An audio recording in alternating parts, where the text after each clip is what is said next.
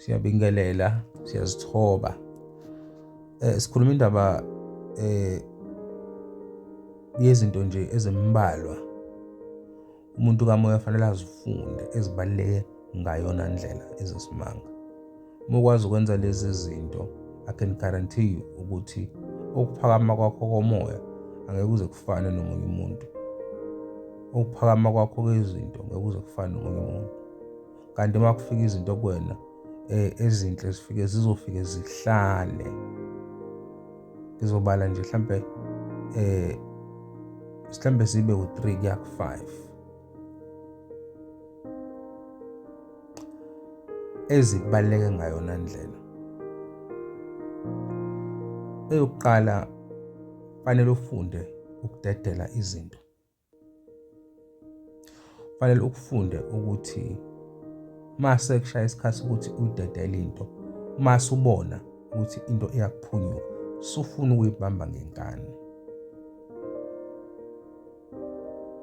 Ngeke ngize ngingene kule oyilindele ukuthi into uma uyibamba ngenkani kusuke kuzofika entsha idedele, cha. Ngizokusho nje mina deep ukuthi isikhathi nesikhathi izinto ziyashintsha kwindalo kaNkulunkulu. Isikhathi nesikhathi something is born and something is dying or something dies.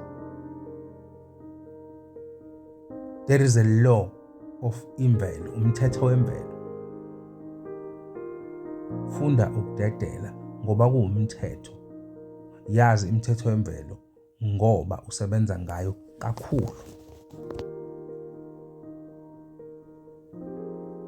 Esibili, bheka abantu ozibandakanya nabo. Abantu bayakwazi ukuthi bamunce i-energy noma bamunce umoya.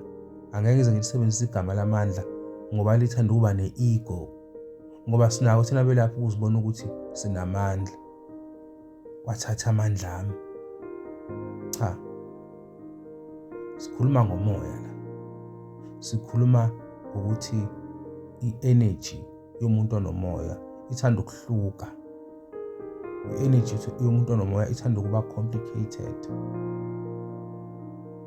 So njengoba ithanda ukuhluka, iphazamiseka kalula, and mangabe iphazamiseka kalula bese kuba nzimana ukudonsa. Kanti kubalekile ukuthi udonse ngendlela healthy khona uzoshesha ukudlula kwisimo bese ungena kwesinye isimo, ngoba isikhathi nesikhathi uhleli uzongena kwizimo ezithile, ama stages.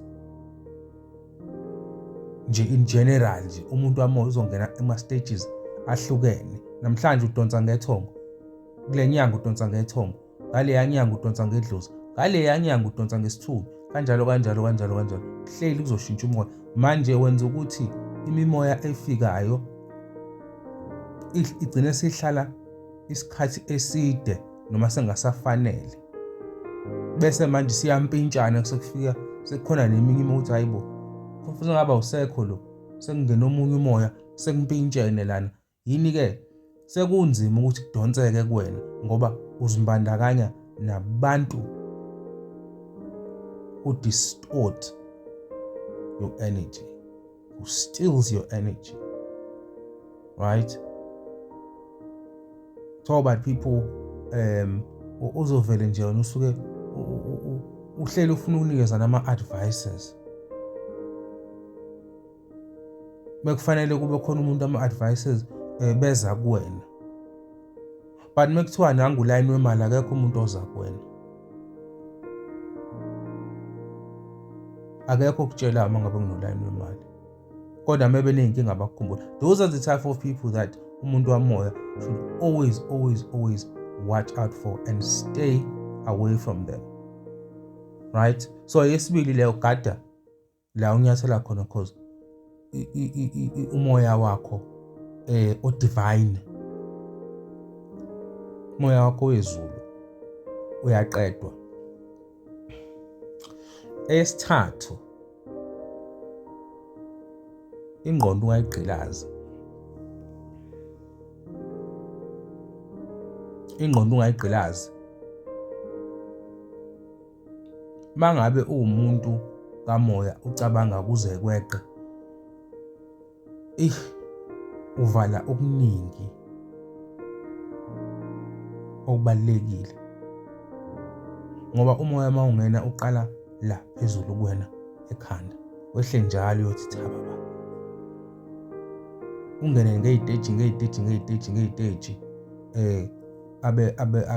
abezizwe bathi ama-chakras, uze uyofika ezansi ukusebenza. Manje lento uthola ukuthi umuntu wamoya uhlele phethwe ikhanda li-tense, ucabanga njalo, uthi ula ucabanga into le, uthi mawule ucabanga into la uyishiye la. Cha, ngizokunika nje i-trick. Uyabona mangabe usendaweni, ake ngithi usetekisini, ingqondo ayibe lapho, yonke into yakho ayibe lapho. Ingqondo itshela ukuthi imicabango yami ayiphumi ngaphandle kwale teksi, ngila. Uyabona umuntu owenza leyo nto, umuntu odonsa kahle. Uma ukwazi ukwenza leyo nto, uyipractice ngoba kuyonto elula, uyijwayele, uzodonsa kangcono. Ezinye izinto ezenza amandla kumuntu wamoya, in fact into eyenza amandla kumuntu wamoya imvelo nangendlela enza ngayo izinto, right? Kuthiwa umkhulu bani ayuphiwa, ugogo bani uphiwa, kanti indlela odonsa ngayo awufani nabanye abantu abanomoya.